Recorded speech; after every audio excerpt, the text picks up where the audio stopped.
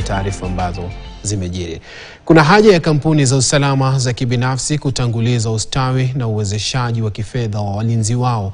Akizungumza wakati wa uzinduzi rasmi wa huduma ya kitaifa na walinzi SACCO, waziri wa vyama vya ushirika Wycliffe Oparanya alibainisha kuwa hii itakuwa ufunguo wa kuwalinda walinzi dhidi ya kampuni zinazolenga kuwadhulumu pato lao, huku wakiwezeshwa katika maendeleo ya kibinafsi na malengo ya kifedha ya muda mrefu. Sekta ya usalama ya kibinafsi inayoajiri zaidi ya wafanyikazi 700,000 inaendelea kukabiliwa na changamoto katika upatikanaji wa mkopo na mwishowe ujumuishaji wa kifedha.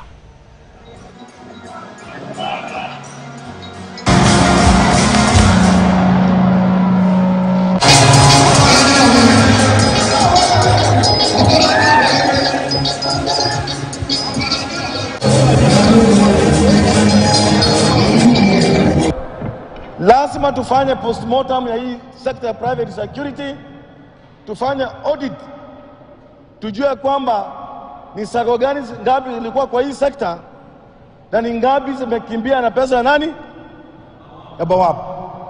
Na mimi nataka nimhakikishie nikiwa kwa serikali nitaona ya kwamba ile Private Security Regulatory Authority inamupa support ile mnataka.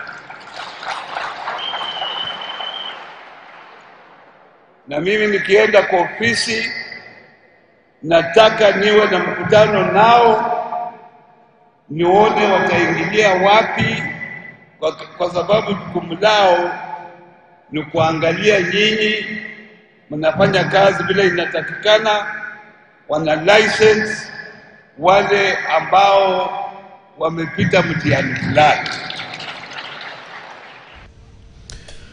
Matayarisho